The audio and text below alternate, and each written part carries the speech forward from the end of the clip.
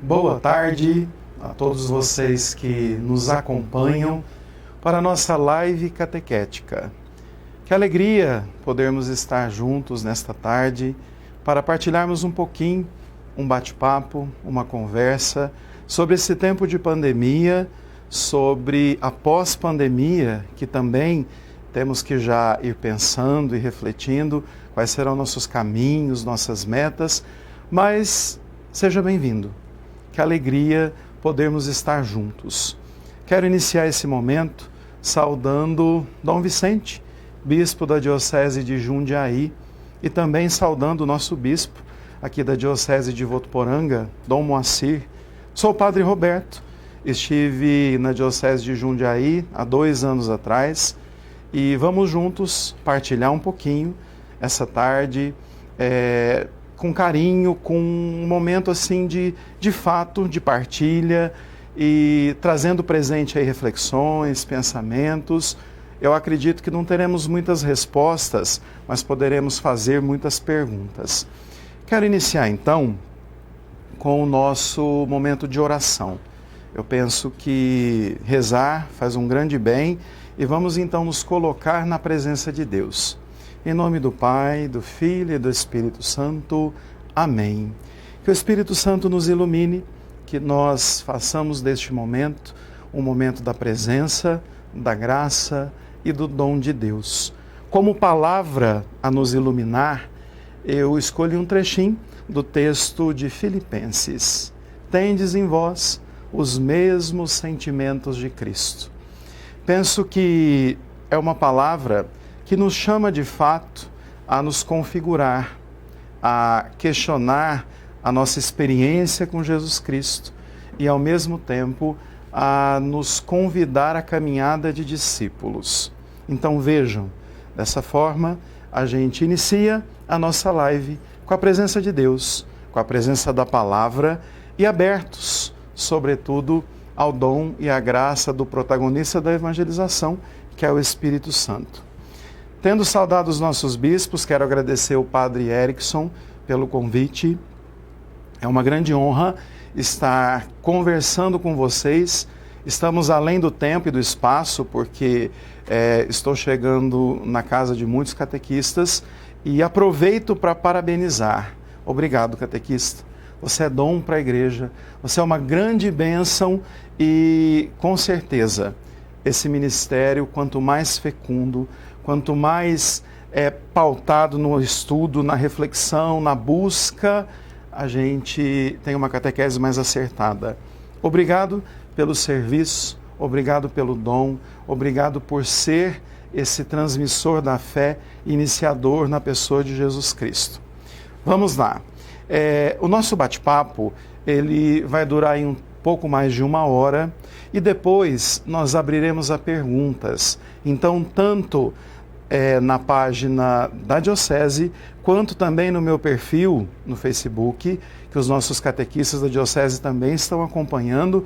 Você pode mandar a sua pergunta durante a live, que no fim, conforme a seleção de perguntas, porque não conseguiremos responder todas, responderei com muita atenção. Vamos então a um primeiro ponto.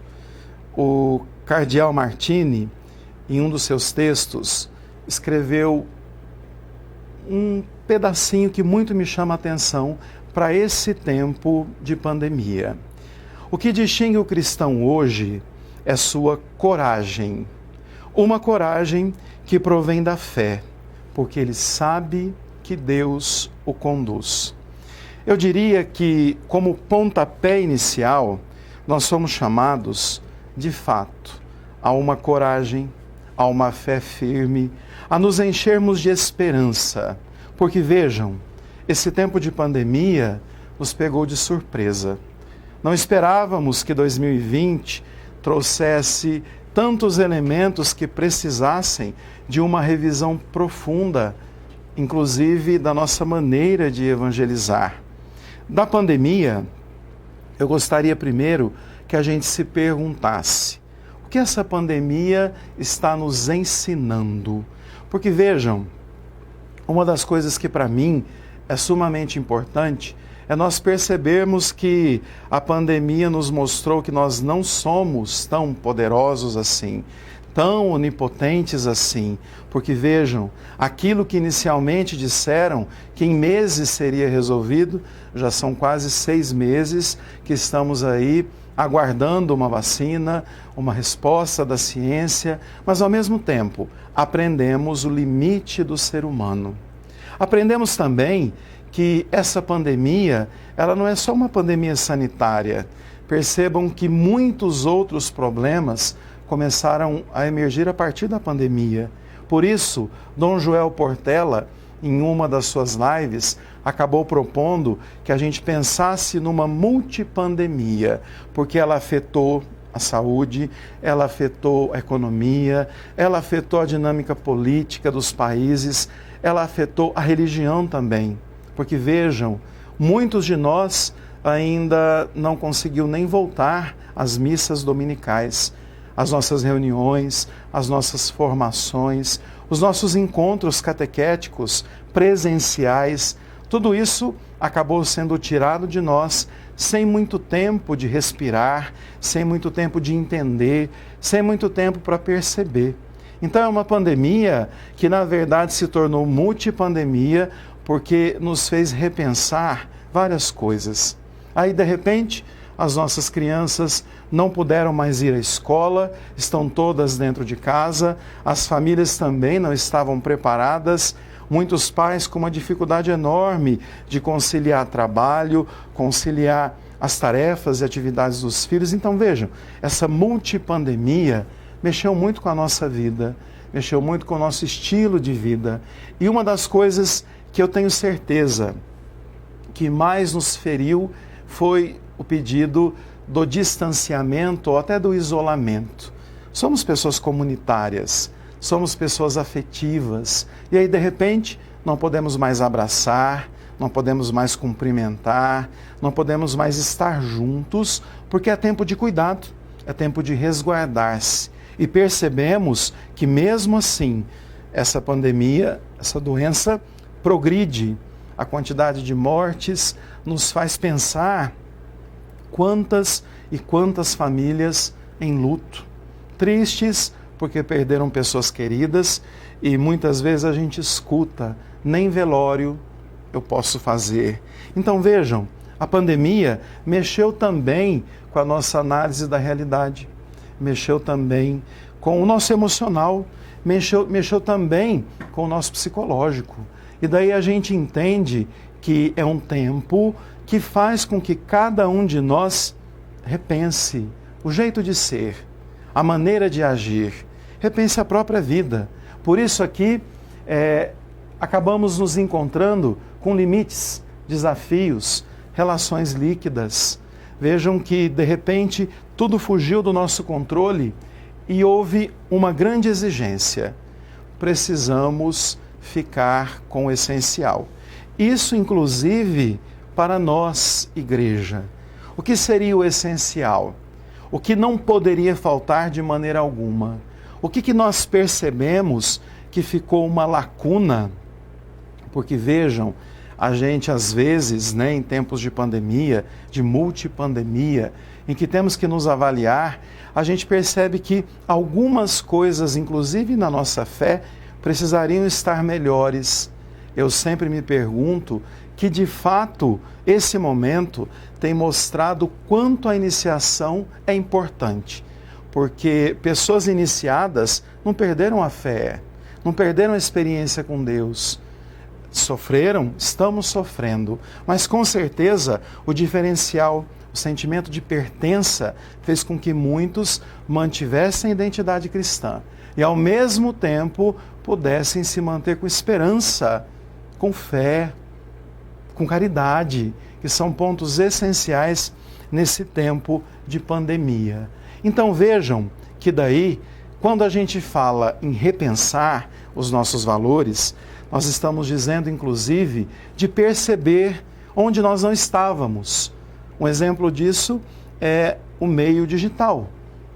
De repente, todos tivemos que aprender a transmitir lives, missas, celebrações. De repente, eu me coloquei numa situação de agonia, né? Há 2 anos atrás, em Jundiaí, estávamos com 1.200 pessoas reunidas e agora eu só tenho a equipe técnica aqui junto comigo e veja o quanto isso é estranho, né, para a gente se adaptar.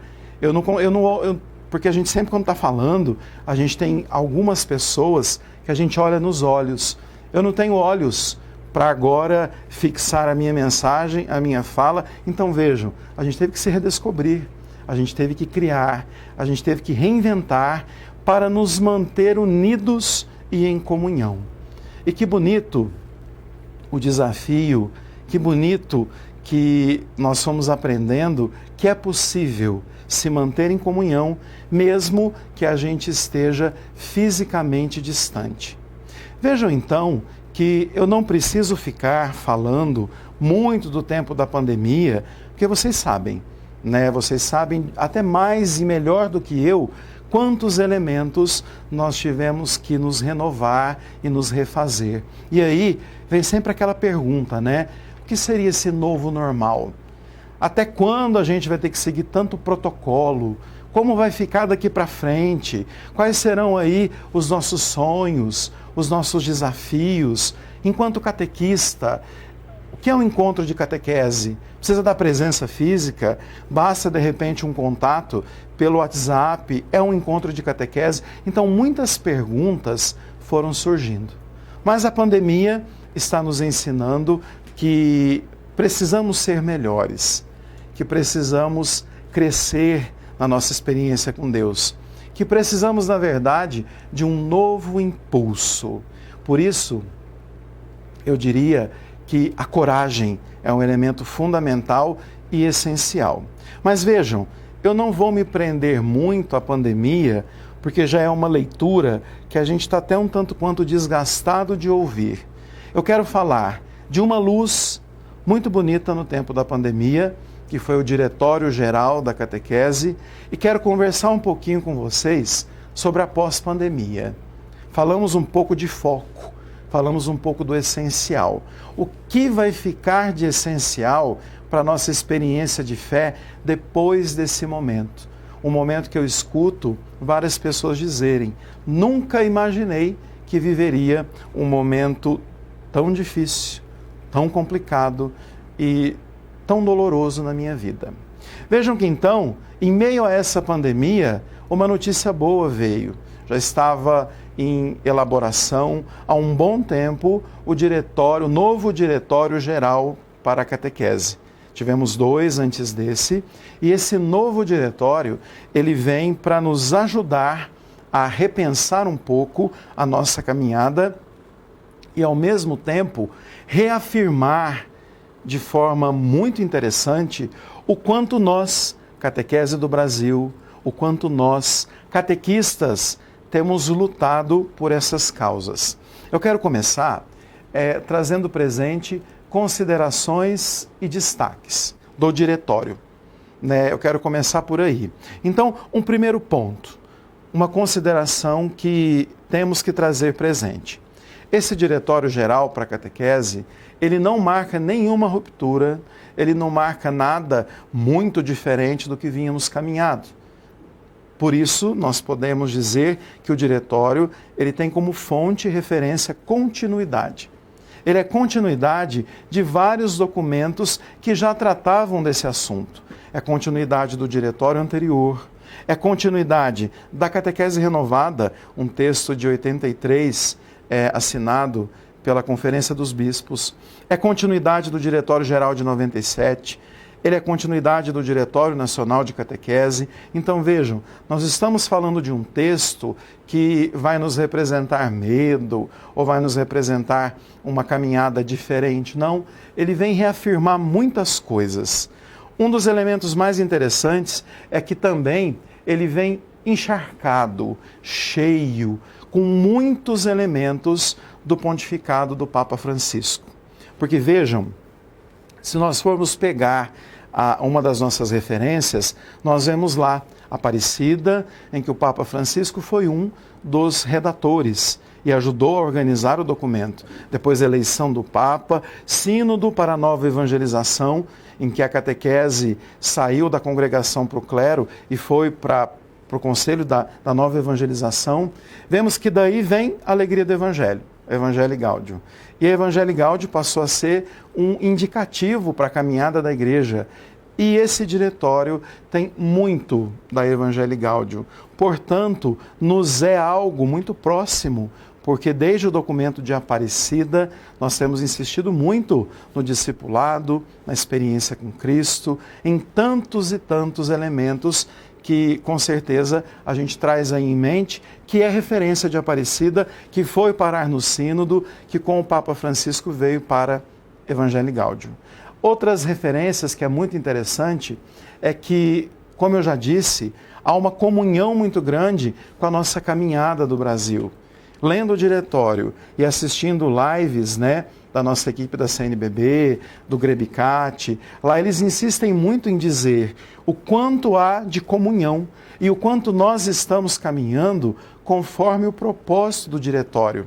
Aqui eu apontei uma relação bacana com o documento 100, com o nosso documento 107, com o documento 109, que trabalha as diretrizes com os pilares da evangelização, a palavra, o pão, a caridade, a missão. O diretório, ele acena que o Brasil, que a nossa catequese, tem tomado rumos muito próximos ao que ele propõe.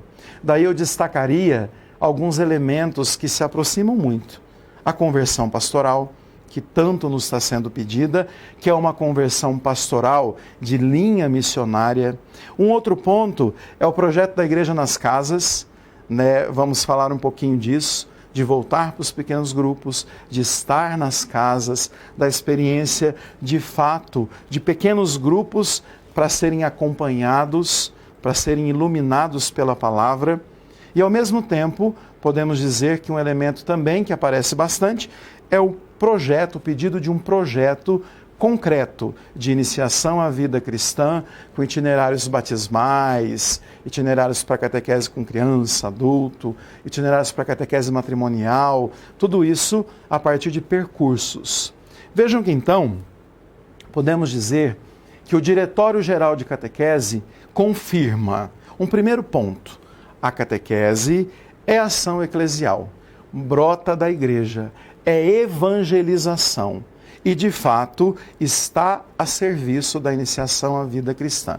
Então, a catequese não é a iniciação sozinha, ela está a serviço da iniciação à vida cristã. É ação evangelizadora, é ação eclesial. Uma segunda constatação, a inspiração catecumenal. O diretório pede que temos que recuperar o catecumenato, mas adaptando às nossas realidades. Por isso, inspiração catecumenal.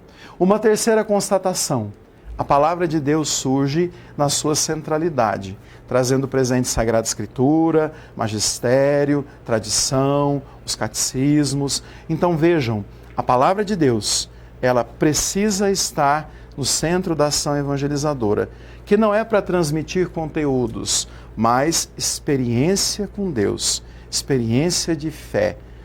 Vejam que quando a gente fala de conteúdo, nós temos que tomar cuidado para não virar uma catequese intelectual, cheia de ideias e com poucas experiências. A proposta é experiência com Cristo. Outro ponto que o diretório confirma é a importância do contato com a pessoa de Cristo, não com a ideia, não com a doutrina de Cristo, não, é com a pessoa, com a pessoa de Jesus Cristo. E isso é um grande desafio, porque muitos de nós passou pela catequese de modo mais intelectual, pergunta-resposta, e acabamos assim não tendo muito contato com essa proposta mais mistagógica, de sentir, de fechar os olhos, de aprender a elaborar uma prece, de rezar em casa com a palavra. É um grande desafio, por exemplo, as famílias conseguirem fazer uma leitura orante. Não foram ensinadas para isso, não foram educadas para isso. E vejam o quanto nós estamos analisando que dá para crescermos na ação evangelizadora a partir de percepções desse tempo. Outro ponto que o diretório confirma é a comunidade como sujeito. E daí a gente entende que a comunidade como sujeito, ela tem que abraçar a iniciação à vida cristã.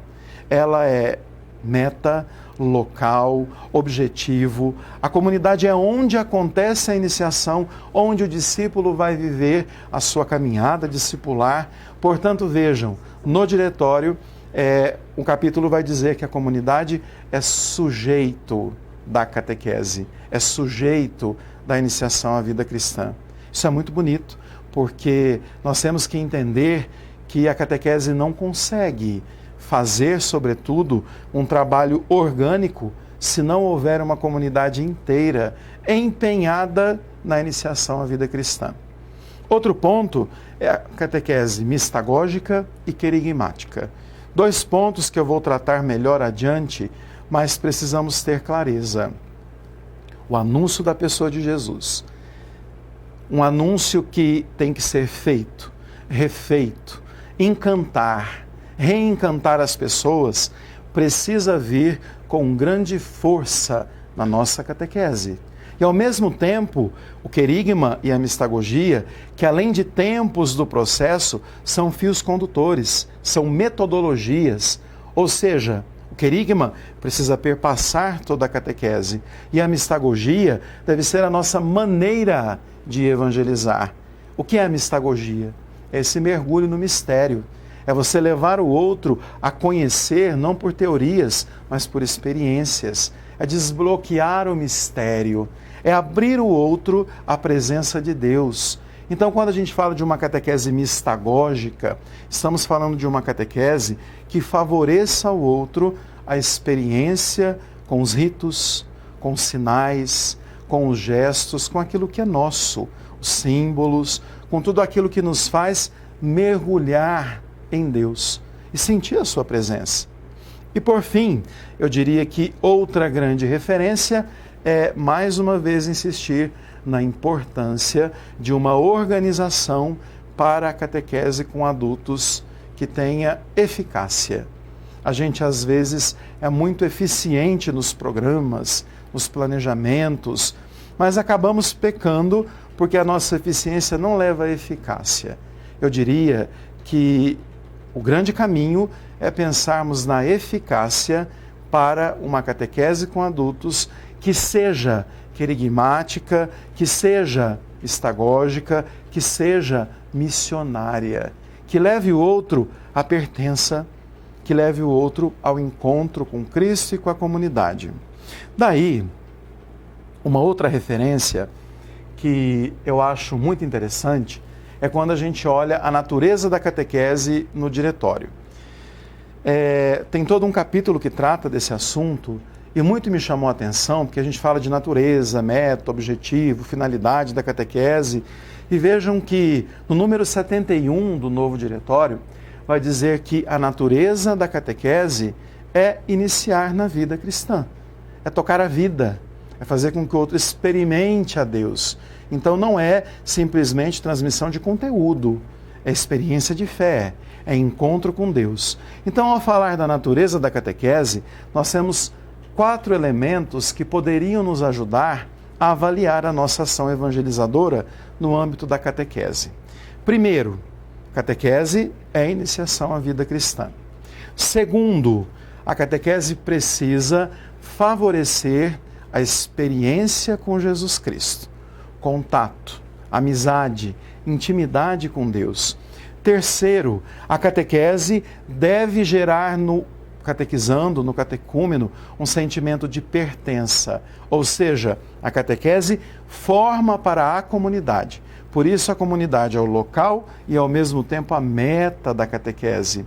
E por fim, um 4º ponto que eu achei muito interessante de vir no diretório, e nós batalhamos muito isso em 2009, no Ano Catequético Nacional, a gente disse assim: o objetivo da catequese é formar discípulo. Então, o 4º ponto é o discipulado. é uma catequese que forme a pessoa no processo de conversão, de pertença, de experiência de fé, de coerência, de maturidade, de autenticidade. Então veja, nós estamos falando de uma natureza da catequese que somos chamados a refletir, inclusive para prever itinerários, inclusive para propor caminhos.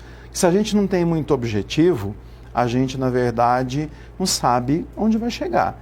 Agora, quando a gente tem objetivo, a gente sempre sabe o caminho, né? Então, veja, aqui teríamos uma diretriz para que a gente adapte, a gente busque e a gente, sobretudo, elabore itinerários que venham ao encontro de uma profunda experiência de fé e de pertença.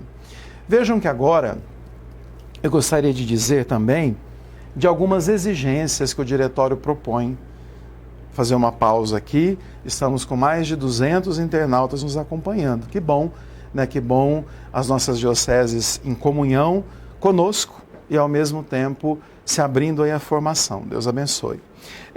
Algumas exigências importantes que o diretório propõe e aponta. Acho que seria muito legal a gente tomar até nota. E depois eu envio ao Padre Erickson também esses slides, esse PowerPoint, para que ele possa enviar às comunidades, porque é bom a gente tomar nota, né? Para a gente não se esquecer quando for elaborar aí as nossas metas no pós-pandemia. Vejam que o texto do diretório, ele vai insistir muito na pedagogia do acompanhamento. Ou seja, precisamos estar próximos, precisamos entender que a nossa evangelização de massa não responde mais aos desafios de hoje e que mais do que nunca precisamos olhar a pessoa, o indivíduo, aquele que nos procura para darmos a ele a condição de iniciado. Então vejam que uma das marcas que o diretório mais traz, para isso precisamos de uma paróquia missionária, é de fato a pedagogia do acompanhamento. Um segundo ponto é um planejamento orgânico das paróquias. Aí a gente diria que precisamos sim nos sentar, nos reunir. As forças vivas de uma paróquia precisam ter um caminho comum. E esse caminho comum é formar discípulo, é gerar vida na comunidade. Então vejam que planejar uma pastoral orgânica, tendo a referência da iniciação de uma paróquia missionária, é o caminho para os tempos de hoje. Quantas e quantas pessoas dizem, está faltando gente. E agora, minha gente, com a pandemia, eu penso que nós vamos ter aí uma fuga de muitos daqueles que eram da religião do hábito, né? Eu penso que aquilo que o Papa Emérito Bento XVI disse, que seremos um dia um pequeno rebanho, mas de coerência e de vida, isso não está tão distante assim. Então vejam que temos que pensar também uma organicidade, um cuidado da paróquia com a formação dos seus discípulos. Porque se a gente quer gente boa, vai ter que formar. Nós vamos ter que criar estratégias para isso. Mais um ponto é a formação do catequista. E aí, eu não vou chover no molhado, né? O diretório traz 2 capítulos sobre o catequista. Um sobre ele, o que ele significa, a sua importância, o seu valor na igreja, como sujeito eclesial, como batizado, e o outro que vai tratar sobre a formação do catequista. Não descuidem da sua formação. Se formem, estudem, busquem caminhos, porque hoje, mais do que nunca, precisamos de pessoas bem formadas, apaixonadas pela catequese, mas ao mesmo tempo convictas de um caminho que precisa trilhar a partir da busca, do conhecimento. Então, uma exigência muito forte é cuidar para que os nossos catequistas se formem na dinâmica do ser, do saber fazer, do saber conviver. Tudo isso como elementos da formação do catequista. Uma pessoa de resiliência, uma pessoa antenada, né, nos meios digitais, mas ao mesmo tempo muito atenta às novas ciências e antropologia, psicologia e a formação humana. Então vejam, não é um super catequista, é um catequista que busca, que é pedagogo, que é mistagogo, que é alguém que experimenta a fé para ser guardião do bem, do belo. O Papa diz muito da beleza como caminho de evangelização, guardião da verdade, protagonista da fé. Então, o catequista é alguém especial para a igreja, portanto, a igreja tem que cuidar da sua formação. Uma outra exigência que nós não podemos descuidar são aquilo que nós chamamos de caminhos mistagógicos, itinerários mistagógicos. Temos que nos apoiar na liturgia para um desbloqueio do mistério. A liturgia traz presente o celebrar a vida. Como diz o padre Ivanildo Paiva, duas faces do mesmo mistério, catequese e liturgia. Então, nesse sentido, a catequese sem liturgia, ela fica sem iniciar o outro na sua prática de vida, de fé, de contato com Deus. Então, precisamos que os nossos roteiros, os nossos itinerários, os nossos caminhos tenham muito de mistagogia, tenha muito de um cuidado no ambiente, no símbolo, na maneira de comunicar, no jeito de viver a fé, porque a mistagogia, ela é um conjunto de experiências, mas que tem como base o testemunho de fé, o meu encontro com Deus para ajudar a favorecer o encontro do outro com Deus. Então vejam, itinerários mistagógicos é o caminho. As pessoas precisam sentir, elas precisam de uma experiência para a fé, para a esperança, para a caridade, enfim.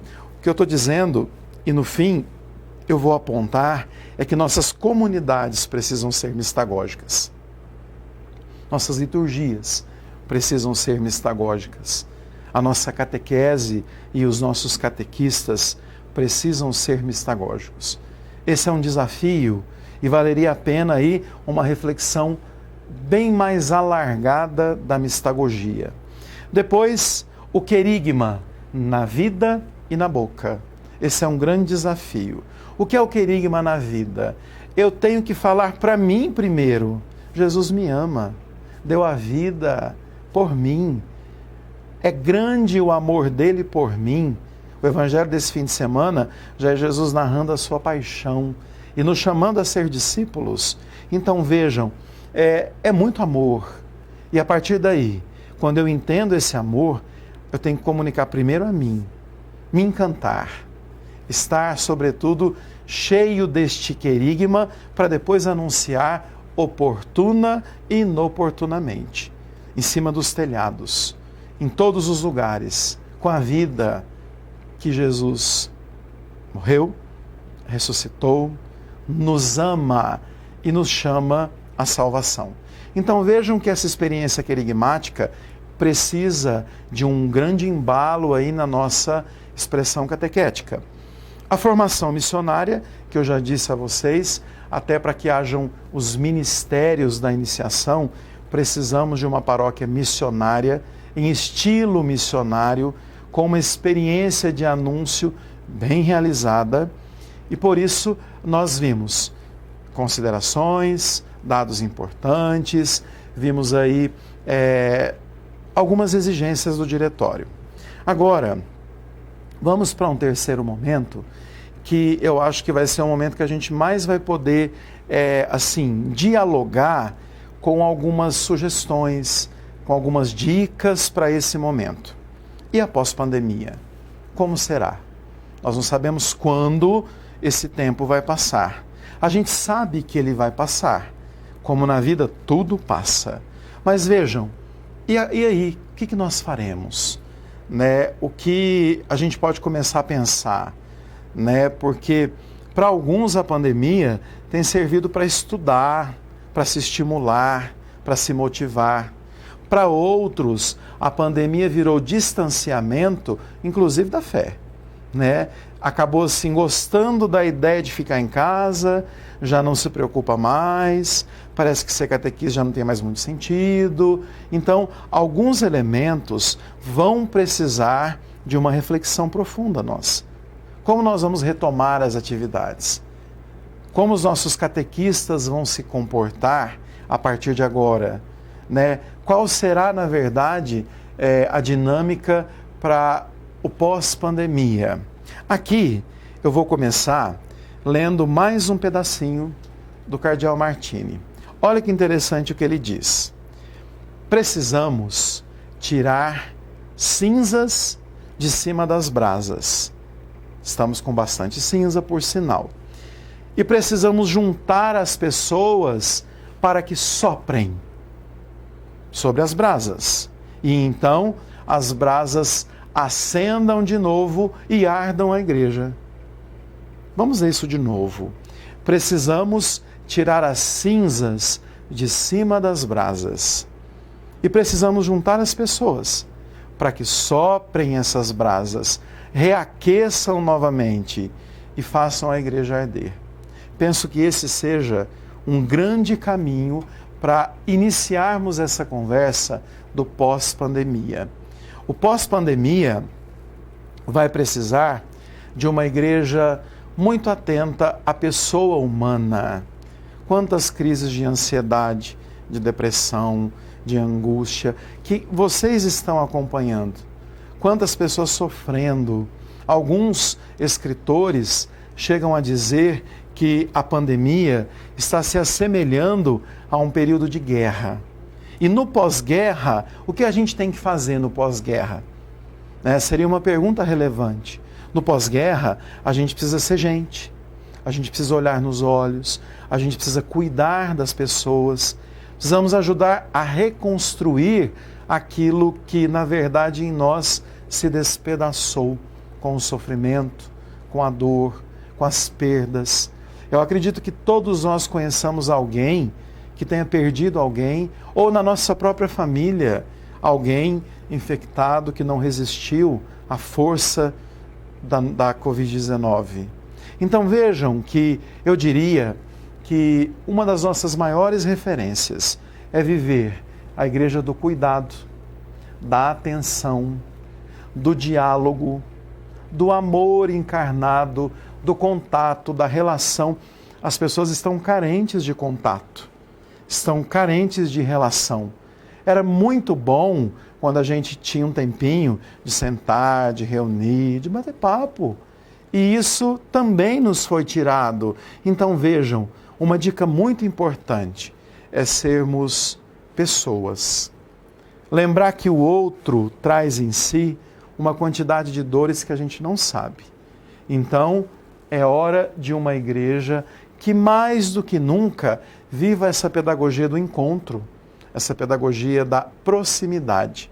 Papa Francisco, no seu pontificado, ele gritou e grita até hoje que precisamos nos aproximar uns dos outros, que precisamos estar juntos, que a cultura da proximidade é uma referência para a eclesialidade.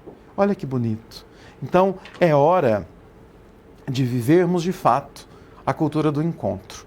Pós-pandemia vai fazer com que a gente pare para ouvir, fazer com que a gente se aproxime, com que a gente olhe o outro.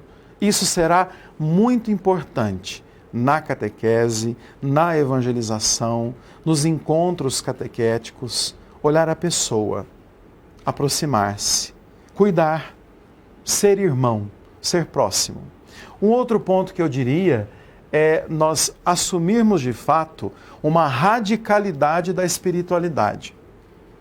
No início desse ano, nós tivemos ainda a graça de, na diocese, conseguimos encontrar os catequistas e líderes para as semanas de iniciação.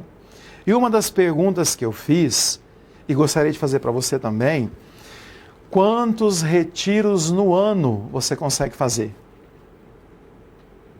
Pensa um pouquinho. Porque de repente a gente faz tanta coisa, essa correria do dia a dia, a gente teve que parar a força e percebeu que nem precisava correr tanto, né? E vejam que então nós estamos vivendo uma mística cristã. A nossa religião tem nos levado ao encontro com Cristo. Temos tirado tempo de retiro, de silêncio, de oração. Então, o pós-pandemia, ele vai propor aquilo que teólogos já diziam: ou nós seremos místicos, de espiritualidade, ou não seremos nada. Então, eu diria que o pós-pandemia vai precisar de um grupo de catequistas, de uma paróquia com espiritualidade, mística, oração, interioridade. Olhar para dentro, aprender o silêncio, aprender a docilidade do contato com Deus. E aí eu diria que a contemplação é fundamental. Tornar-se templo de Deus, perceber-se templo de Deus. E nessa contemplação, aprender a contemplar o mundo com os olhos dele. Então, o que eu estou dizendo é que é fundamental a gente começar a perceber a importância da mística, da espiritualidade, da moção do Espírito Santo na nossa vida, de ações que de fato estejam embebidas de Deus. Ou nós seremos de Deus, ou não seremos nada. Isso tem que ficar muito claro para nós. Por isso também eu diria nesse ponto que a nossa espiritualidade, ela tem que ter misericórdia, compaixão. Tem que ser uma espiritualidade da caridade, porque Jesus fez exatamente isso. Por isso que nós começamos rezando: tende em vós os mesmos sentimentos de Cristo. Diria então que um outro ponto que eu também já apontei, uma igreja mais humana, mais sensível, mais dócil à ação do Espírito e ao olhar do outro. E daí, nesse ponto, algo me chama muito a atenção, que é uma figura do catequista. O catequista precisa ser, na pós-pandemia, mais do que nunca, além de apaixonado pela igreja, por Jesus Cristo, pela evangelização, especialista em ternura, especialista na acolhida, especialista no olhar nos olhos, especialista na docilidade de falar de Deus com convicção, com experiência e com fé. Quando eu falo catequista especialista em ternura, eu estou dizendo que até o jeito de olhar precisa ser terno. Até o jeito de falar precisa ser terno, porque nós iremos, mais uma vez, juntar pessoas para soprar as brasas e fazer aquecer, soprar aquilo que as cinzas está apagando e tampando, se nós formos capazes, sem dúvida nenhuma, de nos unirmos com ternura, com compaixão, com misericórdia. Aqui eu coloquei uma fala do Papa. O Papa, ele tem alguns pronunciamentos que me encantam. Então veja, vou ler para vocês.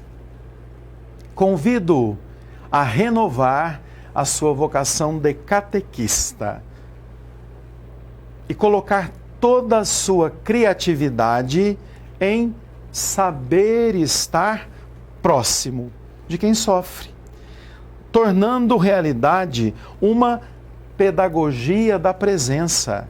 Olha que bonito! Uma pedagogia da presença, do estar junto, no qual a escuta e a proximidade não sejam apenas um estilo, mas o conteúdo da catequese. Olha como isso é profundo. A pedagogia da proximidade, a pedagogia do estar junto, o ouvir, o escutar. Essa pedagogia da presença não seja apenas um estilo, mas o conteúdo da catequese. A dinâmica da interlocução, a experiência com o outro, que deve ser de fato uma experiência de crescimento, de amadurecimento e de discipulado. Vamos então aqui mais algumas dicas, que eu acho que para a pós-pandemia são fundamentais. Precisamos de mais eficácia. Como eu já disse, às vezes a gente é muito eficiente, mas a eficiência às vezes pode nos engessar, nos segurar, não nos deixar ir além. Precisamos, na verdade, de eficácia, de acertar exatamente na veia, de escolher projetos que sejam de fato prioritários. Não ficar na superfície, não ajudar o outro a passar maquiagem ou verniz na sua experiência de fé. Ir no profundo, ir além, levar de fato a um contato profundo com a fé. Então, o que eu diria? Precisamos ir para as águas mais profundas e dessa forma sermos mais eficazes no projeto evangelizador, sobretudo na iniciação à vida cristã. Organização, planejamento, organicidade, pastoral orgânica, ministerialidade. Nossas paróquias precisam sentar-se para um planejamento comunitário. E aí, se tiver algum padre me acompanhando, me ajuda, irmão.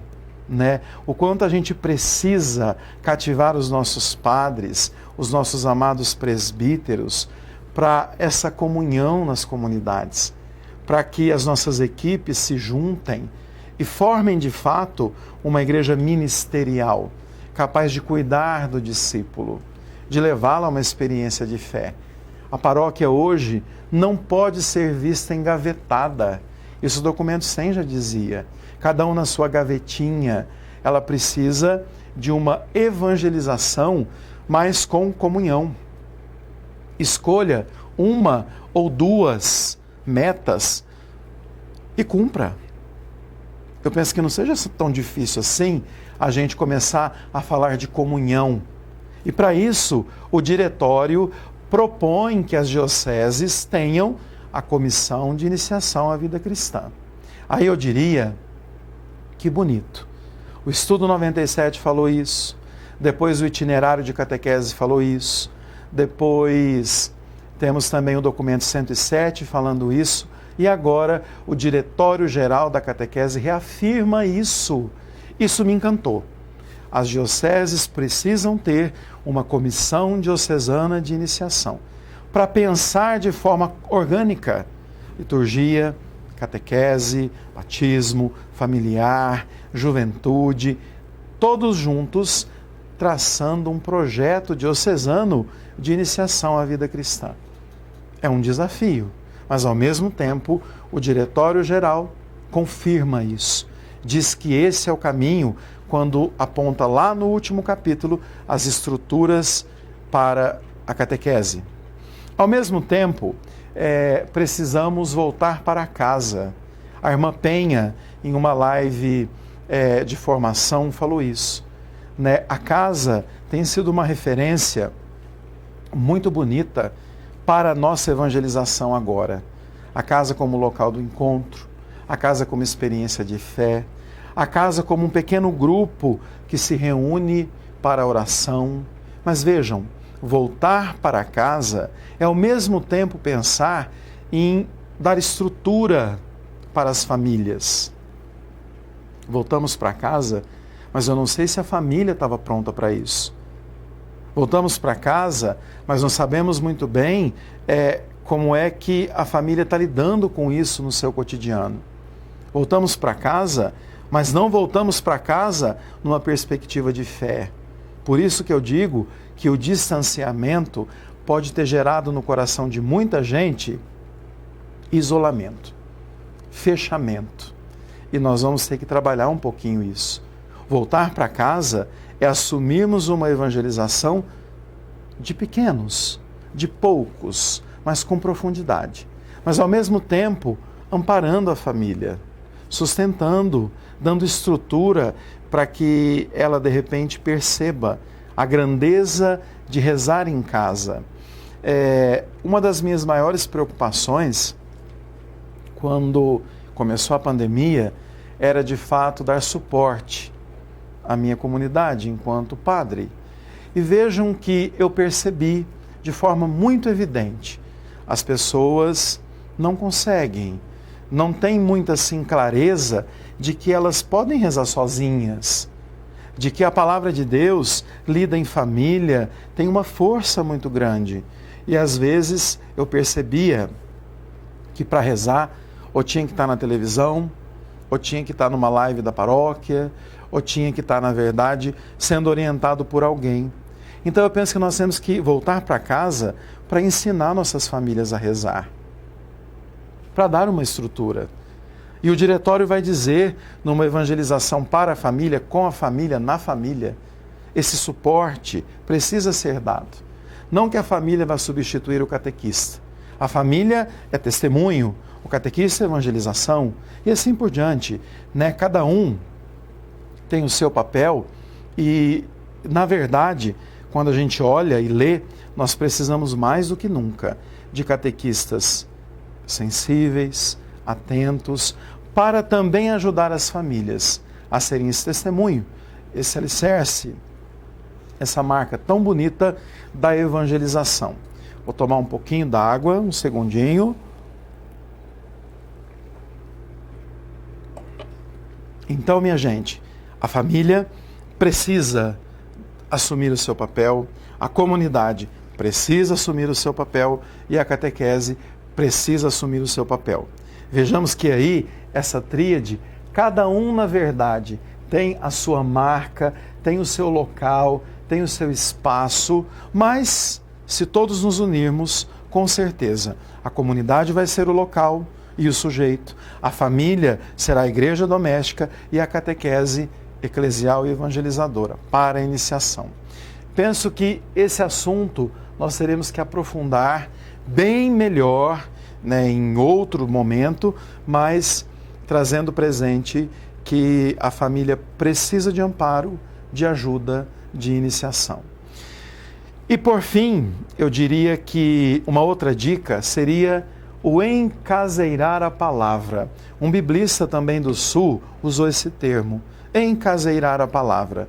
A palavra precisa ecoar nos lares, nos círculos bíblicos, nas pequenas comunidades, e esse hábito ainda não é tão forte na nossa realidade, né? Vejam que no próprio estado de São Paulo, a gente sempre se pergunta, né?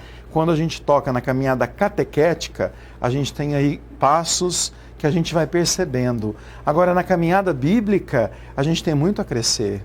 Um resgate da Dei Verbum, da Verbum Domini, leitura orante nas famílias, tudo isso a gente precisa ensinar. As pessoas não vão aprender sozinhas. E eu penso que uma das grandes dicas metodológicas seria, no tocante à família, o encaseirar a palavra, trazer a palavra para os pequenos grupos, para os lares, ajudá-los a, metodologicamente, experimentar a palavra por meio da leitura orante, da leitura do texto, orientar, acompanhar.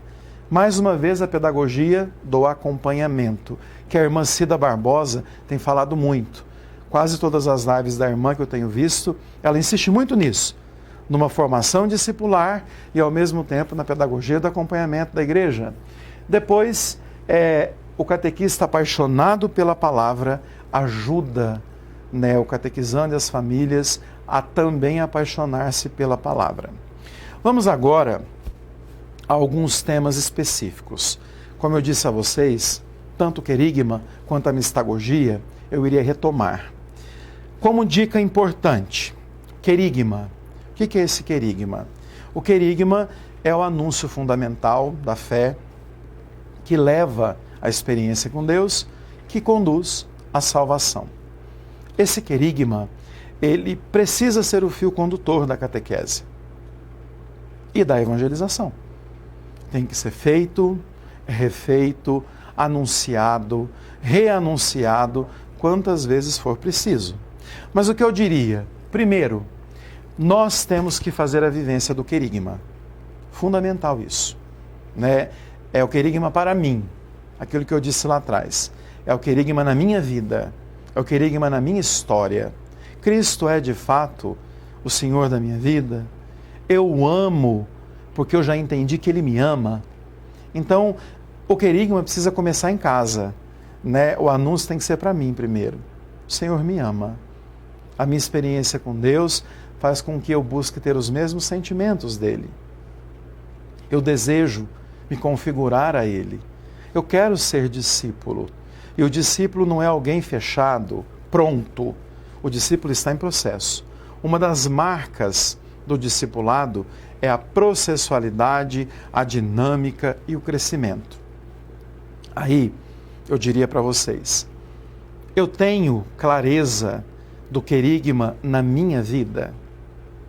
Depois, o querigma para o mundo. Na catequese, na liturgia, nas visitas, na evangelização, na ação social. O querigma para o mundo é, sobretudo, sempre anunciarmos sem cansar. Né? Mas eu já fui, eu já falei. A pessoa não entendeu. Não tem problema. Vai de novo e fala outra vez. Deus te ama. Cristo se fez carne para te salvar. Venha até Ele. Busque Cristo com as suas forças. E aí, a gente vai anunciando para o mundo a graça da presença de Deus. Outro ponto do querigma é apresentarmos e não esquecermos que a evangelização e a catequese, sobretudo, é cristocêntrica. A Trindade é a nossa referência. Cristo está no centro, porque Ele tomou formas humanas. Ele entendeu e assumiu a humanidade. Por isso, falamos de uma catequese cristocêntrica e que não perca de vista o anúncio de Jesus Cristo. Além disso, o querigma, quando bem feito, ele acende a esperança, ele é sopro na brasa, ele aquece o coração e ele reencanta a vida. Então, o querigma, ele precisa ser melhor explorado na nossa evangelização, melhor explorado pelo catequista. O padre, o querigma não é lá, primeiro tempo do catecumenato, e a gente transferiu isso para a evangelização também. Mas o querigma não é só um tempo, ele é um fio condutor. Sempre teremos que dizer do amor de Cristo. Sempre teremos que falar da sua misericórdia. Sempre teremos que falar para o outro e para nós do seu amor, do seu grande amor por nós. Aqui, agora, eu coloquei um texto de Dom Joaquim Moll.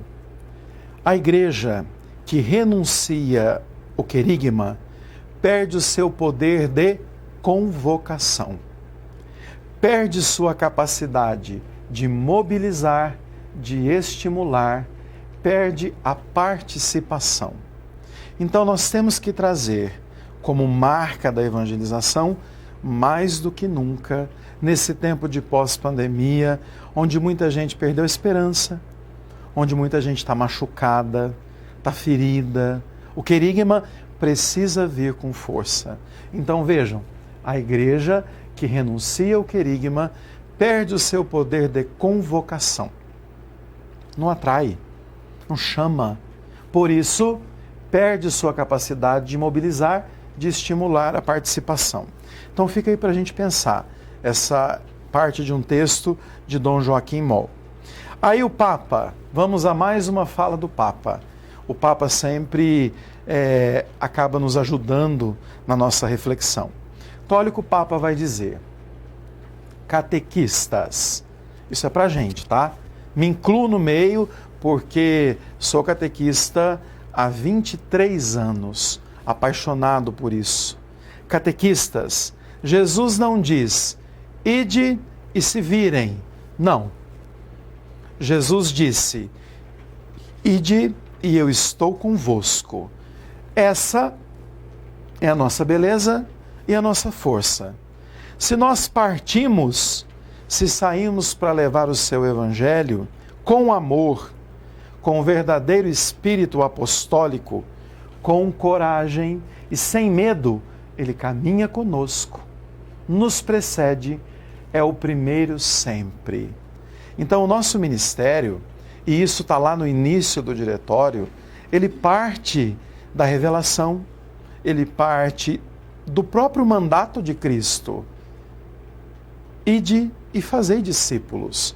Então vejam que o querigma é uma grande ferramenta para a formação discipular.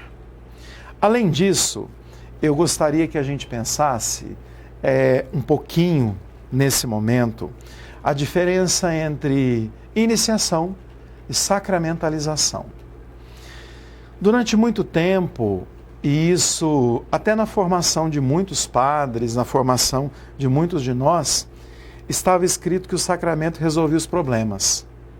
E daí então passamos a um processo de sacramentalização. Tudo se resumia em levar o outro a fazer o sacramento. Se estava ou não preparado, se estava ou não pronto, a gente não sabia. Por isso que hoje nós temos um grupo muito grande de sacramentados, não iniciados, porque a sacramentalização acabou se tornando uma prática. E veja que em tempos de pandemia, eu já cheguei a ouvir assim, a pandemia permite que a gente faça algumas coisas, como, por exemplo, batizar todo mundo, como, por exemplo, enfim. Vejam que essa normativa de sacramentalização, ela precisa ser repensada, porque não adianta uma pessoa receber o sacramento sem estar iniciada para aquilo. A catequese de inspiração catecumenal, a catequese de iniciação à vida cristã, prepara sim para o sacramento, mas o sacramento é o ápice. O sacramento, já antes de se realizar, ele já é, sobretudo, almejado, sentido, experimentado, vivido. E aí depois a pessoa acaba celebrando o sacramento. Na catequese de iniciação, o sacramento é importante, a sacramentalização não. Então eu penso que mais do que nunca, quando a gente terminar essa pandemia, a gente precisa pensar um pouquinho isso, né? Será que nós estamos iniciando na fé ou sacramentalizando, achando que isso resolve o problema? Porque eu vejo que muitos sacramentalizados, eles não entenderam nada, tanto que é uma boa parte que eu penso que não vai voltar depois da pandemia. Vejam, eu estou falando de discipulado. O discípulo vive do sacramento, mas antes disso ele é iniciado. Então aqui, na pós-pandemia, eu penso que seja algo que tem que ser pensado com muita seriedade. Estamos iniciando ou sacramentalizando? E isso precisa ser olhado com seriedade por todos nós. Depois, eu diria que a catequese, ela precisa enraizar na adesão a Jesus Cristo. A catequese, ela precisa levar o outro a ter os sentimentos de Cristo. A catequese, ela precisa ajudar o outro a beber do Evangelho, a ter intimidade com Deus, a fazer um projeto de vida baseado nos ensinamentos de Cristo. A catequese precisa ajudar as pessoas a se converterem. Vejam que a gente vai observando, né, o percurso formativo, a gente que tem uma proximidade com a catequese, a gente vai vendo a dificuldade que nós temos de ajudar o outro na conversão. Quando você menos espera, aquela pessoa que você acreditou tanto, que você pensava que tinha um encontro com Cristo, ela não consegue o mínimo da fé. Você fala, nossa, eu acho que eu não estou conseguindo iniciar, eu acho que eu não estou conseguindo evangelizar. Aí vejam, minha gente, mais do que nunca, temos que enraizar a pessoa numa relação de amor com Deus. Isso pressupõe mistagogia, isso pressupõe algumas técnicas que nos levem a guiar o outro a uma experiência. Só que para isso nós temos que ser iniciados, nós temos que ter convicção, nós temos que estar apaixonados por aquilo que a gente comunica. Se nós não estivermos enraizados em Cristo, dificilmente a gente vai conseguir enraizar alguém. E daí me vieram muitas perguntas nesse tempo de pandemia, porque às vezes a gente tentou, aqui pelo menos na diocese, nós tentamos contato com coordenadores, com catequistas, nos grupos, e ninguém respondia. A gente pensava assim, meu Deus, o que está acontecendo?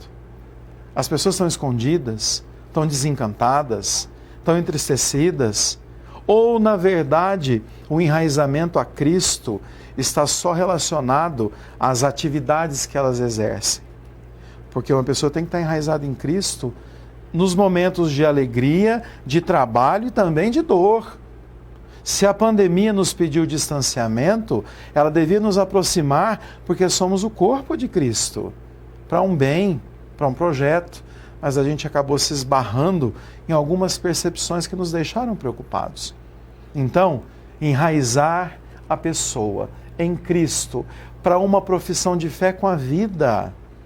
Não é falar, é viver. Não é dizer, é sentir. Então veja que estamos falando de experiência com Cristo. E por fim, as comunidades mistagógicas.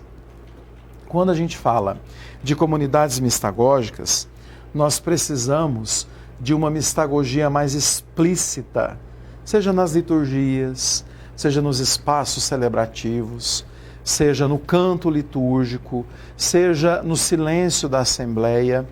A mistagogia, ela é um tempo da catequese, da inspiração catecumenal, mas ela também é uma metodologia. Ela também é um jeito de ser cristão.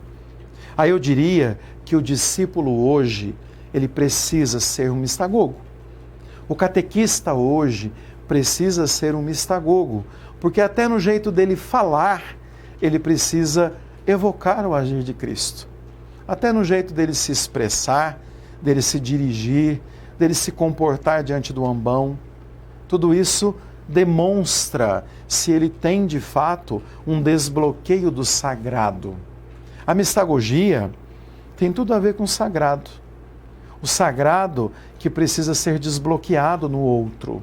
Eu sempre dou o exemplo, por exemplo, da crisma. Se o crismando não for desbloqueado quanto ao que quer dizer o Espírito Santo Paráclito, quando o bispo estiver impondo a mão, aquilo não vai dizer nada na vida dele. Agora, se o catequista tem uma sensibilidade e aponta para ele a marca do Paráclito na vida do defensor, do advogado, do iluminador, quando ele ouvir da boca do bispo o Espírito Santo Paráclito, imediatamente ele vai sentir. Pode ser uma brasa acendida a partir do sopro de um termo. Então vejam, comunidades mistagógicas evangelizam na liturgia, no zelo, no cuidado, em tudo que faz um diferencial para a vida de fé de forma muito clara. Então, viver em Cristo é fundamental nos dias de hoje. Levar o outro a conhecê-lo por meio da experiência é essencial. E a metodologia é a mistagogia. No nosso documento 109, que trata exatamente das diretrizes, como que ele vai falar das comunidades mistagógicas? Olha só que pista interessante.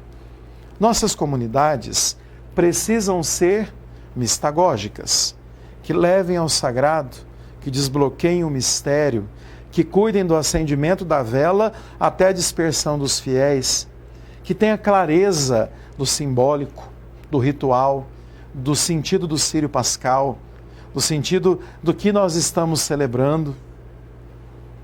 Lugar por excelência da iniciação à vida cristã.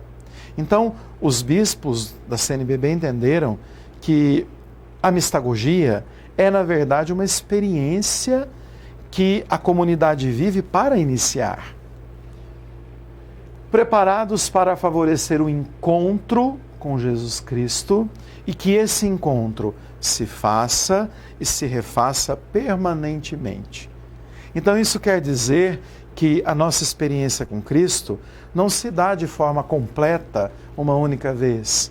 Nós vamos refazendo, vamos renovando, vamos nos reencantando Quantas vezes estamos frágeis e precisando de um consolo do próprio Deus, até os batimentos do nosso coração, né? Ele faz a subida e a descida, não é reto, é reto quando morre, porque na verdade nós precisamos de um encanto, de um reencanto, de uma experiência, vejam, de um encontro que dê sentido à nossa vida. Daí, olha o que o documento diz: precisamos de comunidades que sejam mistagógicas, que iniciem na fé, que favoreçam o encontro com Cristo, quantas vezes for preciso. E aí o diretório nos recorda que nós temos que pensar itinerários para vários grupos. Um grupo que já está no discipulado, por isso uma catequese discipular, uma catequese permanente, uma catequese mistagógica. O grupo que está em processo de formação com a inspiração catecumenal.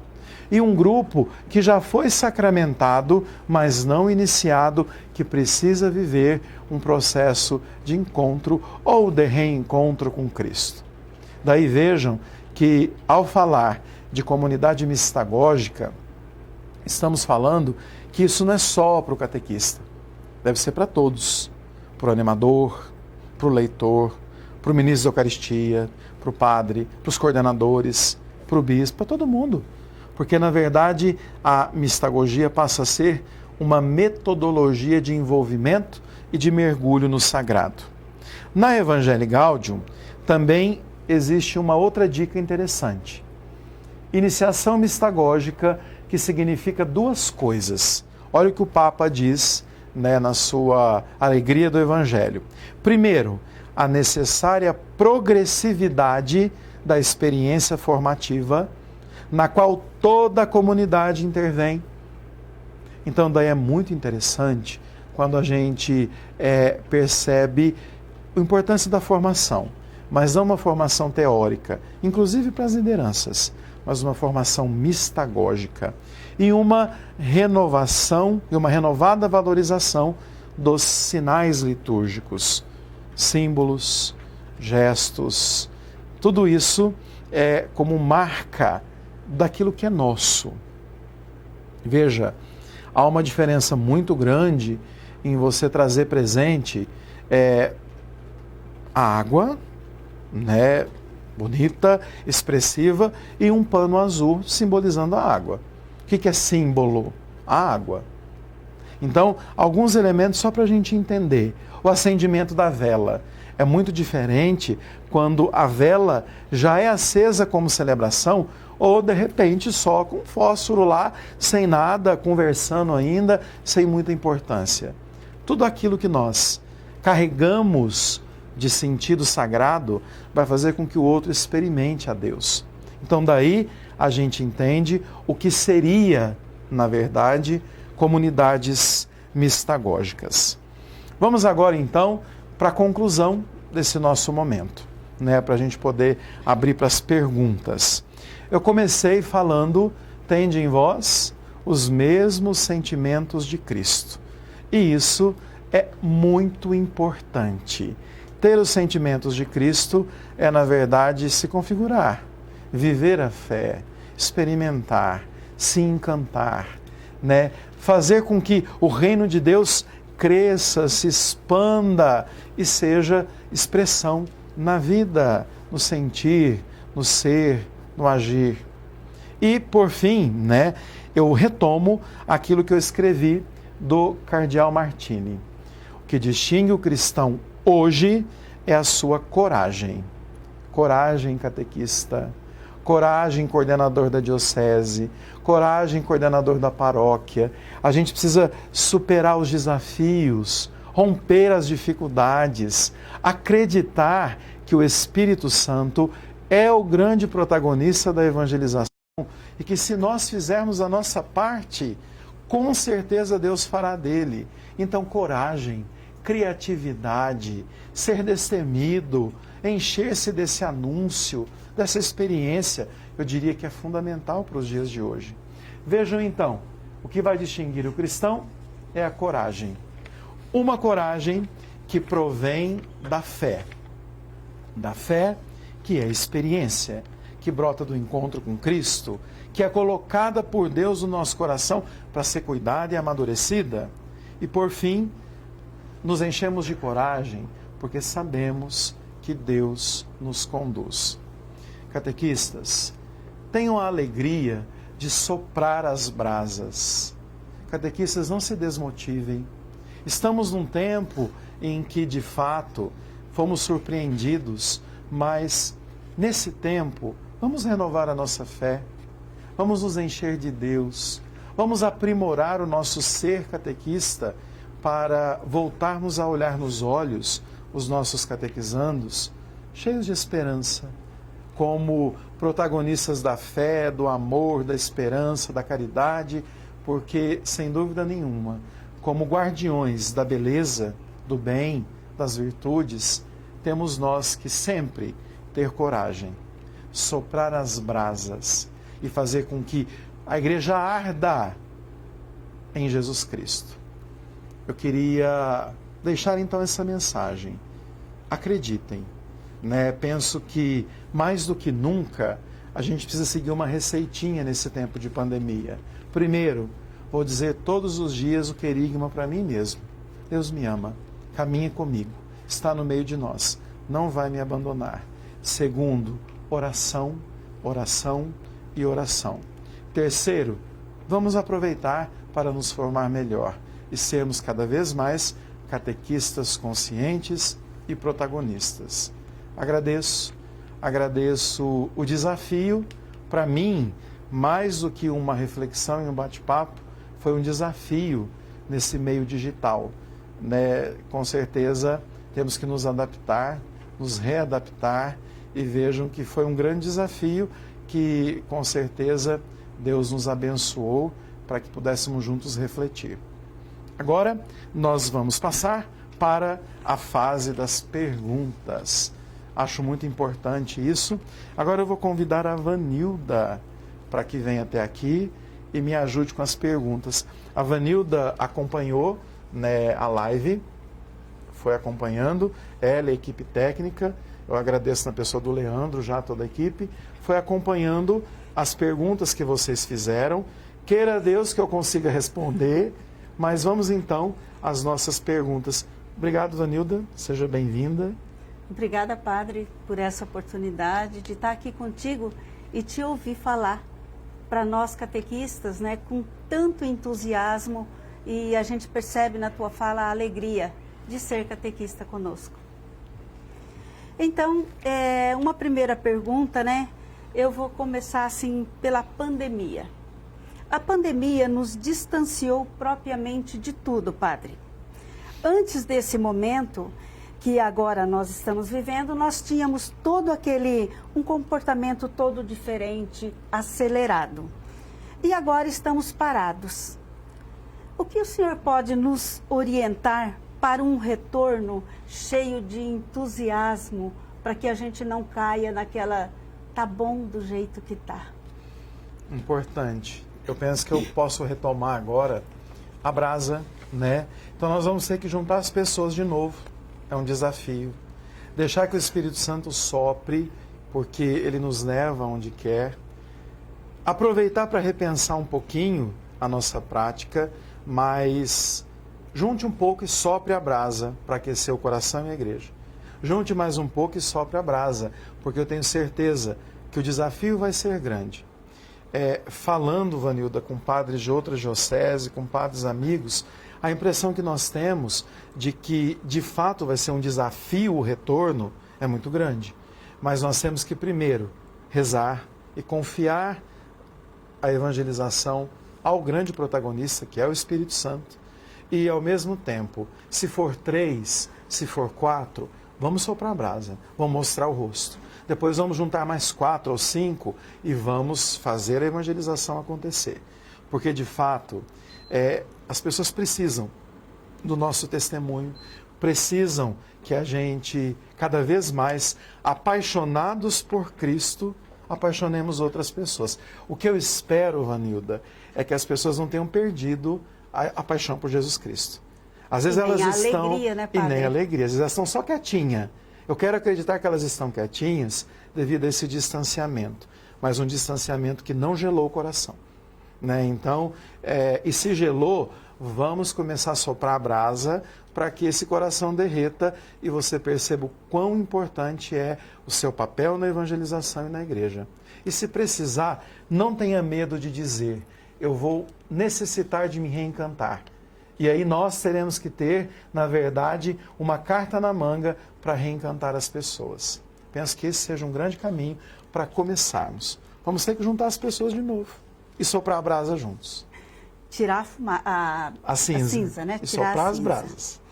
Veja que legal, Padre Roberto. O Padre Paulo Gil comentou várias vezes, ele está encantado com a live, te parabeniza também.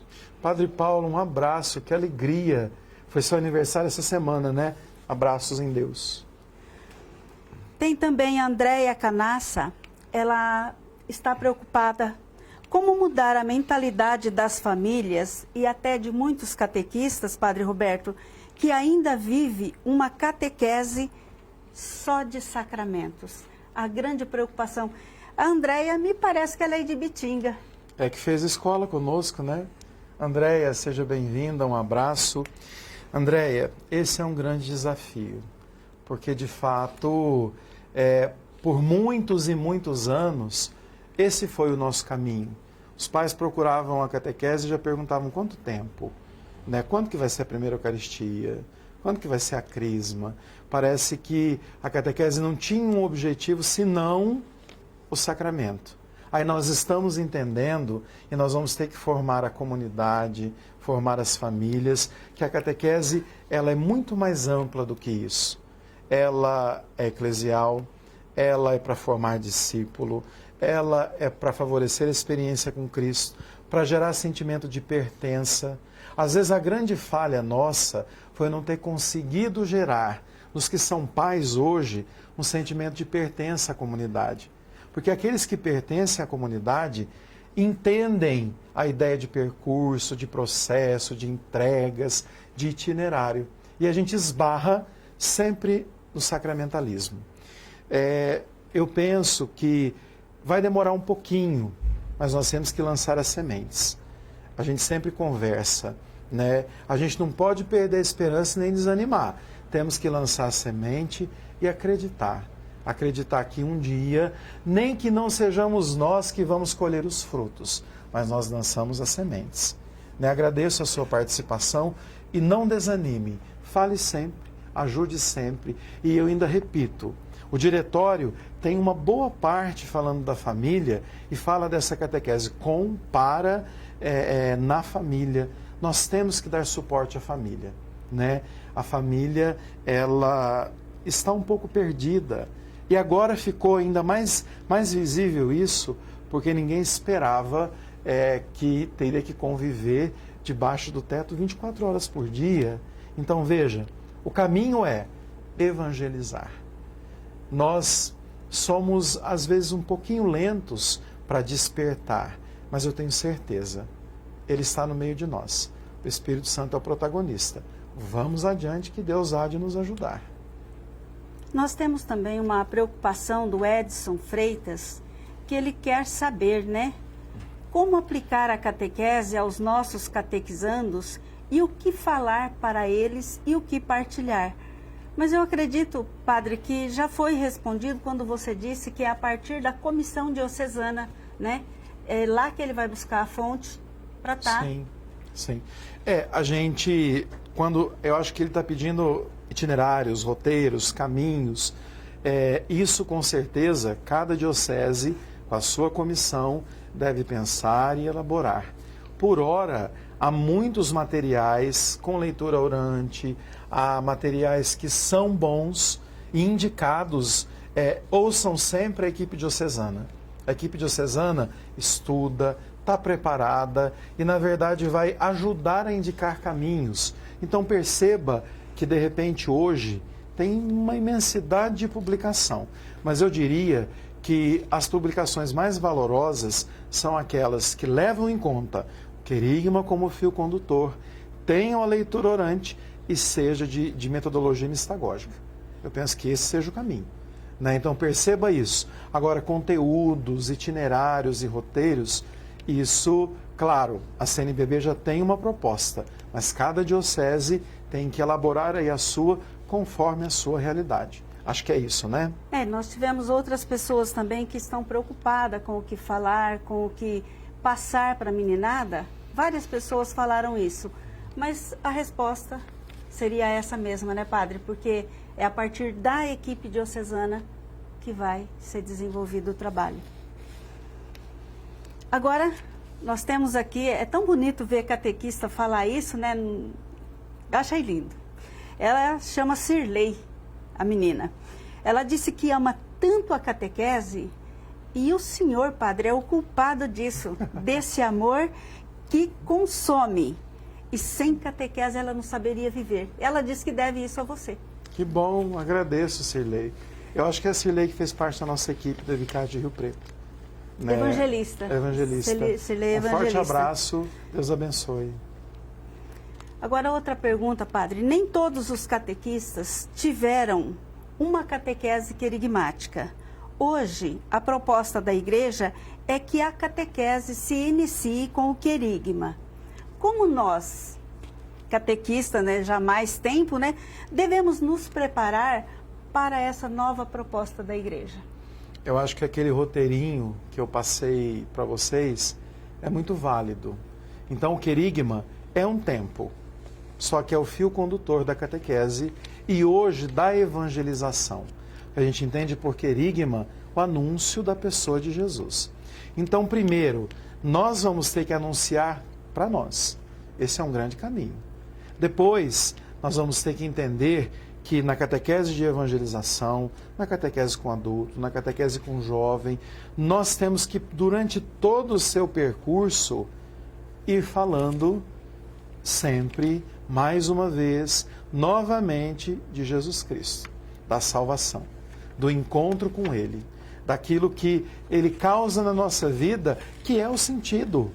Então, vejam, o querigma, ele precisa ser estudado, entendido, interpretado por nós catequistas e por toda a igreja. Porque quando a gente fala de uma igreja missionária, nós estamos falando também de uma igreja que saia e vá ao encontro das pessoas anunciando Cristo. Isso é o querigma. Né? Vejam que um dos pilares da evangelização é a igreja missionária. E a igreja missionária, ela é marcada por um estilo missionário, por um jeito de ser missionário, que não se resume só a uma semana missionária ou a uma ou outra atitude de missão. Anunciar Cristo passa a ser fundamental, inclusive na nossa família, no nosso trabalho, nas nossas ações, porque a gente diz isso de forma espontânea, né? Que Deus te ama, que você não está sozinho, que Ele caminha com você. E tudo isso nos enche de força, de encanto, de alegria. Então o querigma precisa sim ser aprofundado pela catequese, pela igreja, por todos nós. E na catequese ele é fio condutor, ele é mais do que um tempo, ele é o fio condutor, porque durante todo o processo nós teremos que falar desse amor, teremos que falar da salvação, teremos que falar da misericórdia e do reino de Deus. O tempo, por exemplo, da mistagogia dentro do projeto que nos é proposto nesse momento, né? Ele sugere catequistas mistagogos. E hoje você nos falou também, padre, do discípulo mistagogo. Faça de novo esse reforço, porque eu sei que a palavra mistagogia, ela mistura muito a cabeça de alguns catequistas e seria legal que retomasse um pouquinho. Ótimo. O diretório, inclusive, fala muito da catequese mistagógica. E a mistagogia, só para a gente entender, ela é, na verdade, uma palavra que diz de tomar pela mão e mergulhar no mistério. Diferente da pedagogia, que leva ao saber, a mistagogia leva à experiência de fé. E essa experiência de fé se dá onde? No sacramento. Então, o desbloqueio mistagógico é para uma vida sacramental fecunda.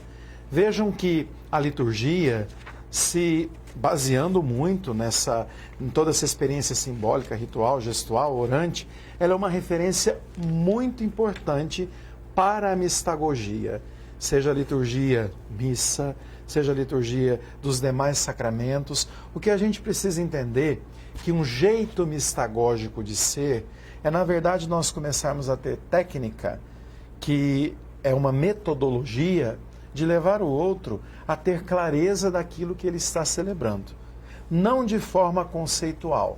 Porque há uma diferença, por exemplo, de você fazer uma pergunta, por exemplo. Vamos a uma pergunta simples. O que é o sinal da cruz na missa? Né? Catequista, o que é o sinal da cruz na missa? De repente o catequista pode dizer, meu bem, é você falar o nome do Pai, do Filho e do Espírito Santo, amém, e começa a missa, né? Aí você pode até falar muito bem, né? É a Trindade que nos ama, e você não provoca nele uma experiência. Agora, há uma diferença entre você primeiro falar, o que é o sinal da cruz? Qual que é a referência dele? A cruz. Então vamos trazer presente uma cruz. Vamos depois pensar um pouquinho, de forma mais evidente, o que essa cruz tem que nos ajuda a entender o início de uma liturgia. Né? Porque, primeiro, Deus, lá na ponta da cruz, né, vem ao nosso encontro. Deus nos encontra. Né? Então a gente vê uma verticalidade. Depois, quando a gente está na liturgia, a gente se reúne em comunidade. Então a gente vê uma horizontalidade da cruz. Então, o sinal da cruz no início da missa evoca, na verdade, Deus que vem ao nosso encontro e a gente que se reúne junto para se encontrar. Que lindo. E vejam que isso é um desbloqueio. E aí você convida o seu catequizando a fazer essa experiência. Vamos então agora, primeiro, entender que Deus é esse que vem ao meu encontro. E depois, como o meu coração se abre para encontrar o irmão. Há uma diferença muito grande entre o conceito e entre a experiência. E você, inclusive, pode fazer o exercício com o seu catequizando, adulto ou criança, na missa, na hora do sinal da cruz, ele se perceber como ele faz isso lá na liturgia.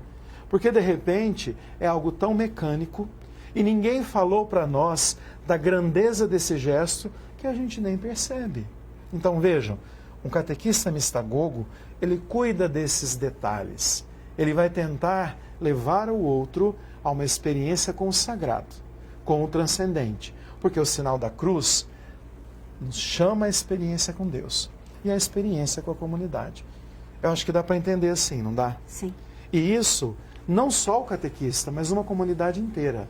A Assembleia Litúrgica precisa ser educada para isso, para que ela sinta o Senhor no meio de nós e um coração que se reúne em comunidade. Eu acho que muitos de nós estão sentindo muita saudade da comunidade. Então veja a importância disso no início da missa, quando a gente traça a horizontalidade da cruz. Um exemplo para ficar mais claro. Né? Uma comunidade mistagógica é educada nisso. Nos gestos, nos sinais, naquilo que a gente é. Né? Enquanto cristão, enquanto discípulo. E aí, o discípulo mistagogo é aquele que aprofunda esses sinais. Né? A formação discipular, ela tem que acontecer nas nossas paróquias, porque o discípulo não está pronto. E hoje tem muito material bom de formação discipular, experiências diversas, né, das pessoas irem se reunindo para poderem desbloquear esses mistérios, para poderem entender o porquê de cada gesto, o porquê que tem uma procissão de entrada, o porquê que tem tantos ritos, sinais e gestos numa liturgia, e que muitas vezes não tem graça, não tem sabor, não tem encanto, porque eu não conheço. E aquilo que eu costumo não conhecer, eu sempre vou dizer, eu não gosto. Aí, agora, padre, você me recorda da quantidade de procissões que tem numa celebração. Sim. E que você já falou para nós catequistas também sobre isso. Somos povo sempre a caminho, itinerante. Então, padre, agora uma última pergunta. Precisamos ser pessoas formadas. No momento que você falava sobre a pessoa do catequista, né? preparadas, antenadas em tudo. Precisamos buscar sempre, tá a caminho continuamente. Somos alguém muito especial para a igreja e que a igreja precisa cuidar de nós. Mas para esse cuidar de nós ser completo, a pessoa do catequista, eu, por exemplo, preciso também me abrir para essa situação, para que eu possa receber, né? Então, o catequista mistagogo, tanto falado pelo Papa Francisco, ele é criativo. Ele precisa sentir, ele precisa experienciar Jesus na vida dele. Então, agora eu te pergunto, como fazer isso num tempo em que a igreja não está em primeiro lugar na vida das pessoas? Olha, acho que você foi na veia, né? Quando eu falo de mais eficiência, aliás, mais eficácia e menos eficiência, eu acho que eu falo um pouco disso. A gente, por muitas vezes, tem até programas, tem até roteiros, mas muitas vezes a gente conta com pessoas já prontas para desenvolver esses roteiros. Né? A gente conta com gente que já sabe fazer leitura orante, a gente conta com um catequista que seja apaixonado, a gente conta com um catequista que seja aberto, e muitas vezes a nossa realidade não é assim. Nós ainda temos muitos catequistas que não aceitam, né, uma metodologia mais mistagógica. Nós ainda temos muitos catequistas fechados, desinteressados a um querigma mais pontual na vida, e o fechamento é a nossa maior dificuldade. Porque uma pessoa, se ela não se abre para a formação, se ela não se abre para um processo de encontro com Deus, gente, Deus não derruba porteira, Ele não arromba nada. Né? Enquanto a gente não entender que a nossa eficácia, ela vai depender da nossa abertura, do nosso compromisso e das nossas prioridades, vai ficar muito difícil, né? O reino de Deus, ele deve ser prioridade na nossa vida. E às vezes a gente esbarra em tantas e tantas coisas que nem os nossos próprios líderes conseguem entender, porque não entenderam ainda o sentido que Cristo traz à vida de uma pessoa. Então eu diria, retomando a questão da eficiência, que a eficiência na nossa vida pessoal é cuidar da mística, cuidar da espiritualidade, ter um bom processo formativo, ser catequista por convicção e por vocação, abrir-se ao plano de Deus. O Espírito sopra onde quer, a gente só não pode fechar os ouvidos. E dessa forma, a gente consegue sim bons resultados. Quando as pessoas se abrem, quando elas entendem que Deus é capaz de transformar tudo, quando elas se entregam e se comprometem, as coisas acontecem. Né? Vejam que pessoas comprometidas e apaixonadas pela evangelização realizam coisas muito bonitas que não são escandalosas, são simples, mas fazem uma diferença enorme. Então, a nossa diferença, o nosso distintivo, tem a ver com a nossa identidade. O que está faltando, Vanilda? Identidade. Esse é um problema que desde a Aparecida foi levantado. Nós temos pouca experiência com Deus, nós temos pouco discipulado, nós temos muito uma igreja por hábito e não por experiência, e não por atração. E Jesus atrai. É nesse sentido que eu retomaria unir as pessoas, soprar as brasas e acalentar os corações. Esse é o grande caminho que nós temos. E veja que por mais dificuldade que nós vamos encontrar no caminho, nós não estamos sozinhos. Isso me alegra muito. Sabe, um dia eu ouvi em um retiro um pregador que me acalmou muito. Ele disse assim: a semente é o nosso papel. A gente semeia. Mas ninguém precisa ficar batendo na terra para o broto sair. Né? Isso é ação de Deus. Então se tranquilize. Faça o seu papel. Jogue as sementes. Faça com que essas sementes caiam em vários lugares. Joga água. Mas não precisa chocar ela não. Né? E nem ficar batendo para ela apontar na terra. Porque naturalmente ela vai apontar na terra. E isso é agir de Deus.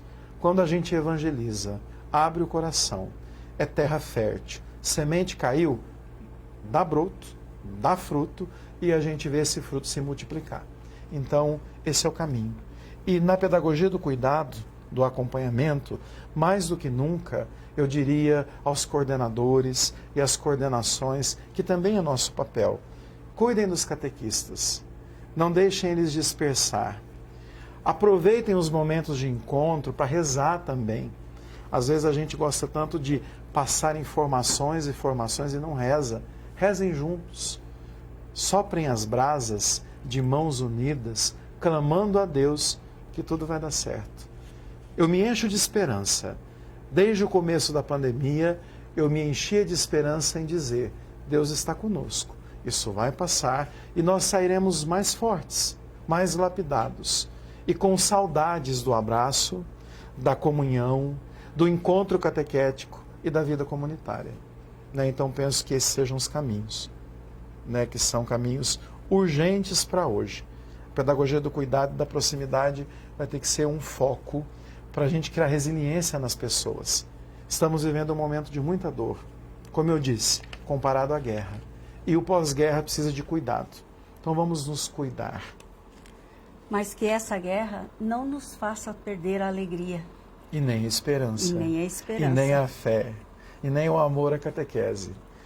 É só isso de pergunta, Vanilda? Só isso, padre. Que bom, agradeço. Que bom. A gente então conclui essa live. O meu agradecimento ao Erickson pelo convite. A minha gratidão à nossa equipe técnica, na pessoa do Leandro, muito obrigado. A minha gratidão também a confiança de depositar em mim a graça dessa partilha. Vou enviar o material para ficar disponível e com certeza Deus está conosco e não nos abandona. Para terminar, vamos então recordar: tende em vós os mesmos sentimentos de Cristo. Que o Senhor possa nos abençoar, nos encher de alegria nesse tempo. O Senhor esteja convosco, Ele está no meio de nós. A bênção de Deus Todo-Poderoso, que é Pai, Filho e Espírito Santo. Que a alegria do Senhor seja a nossa força. Enquanto eu não ver vocês novamente, que Deus os guarde na palma da mão. Muito obrigado pelo carinho, pela atenção e por partilhar esse momento tão bonito. Deus abençoe.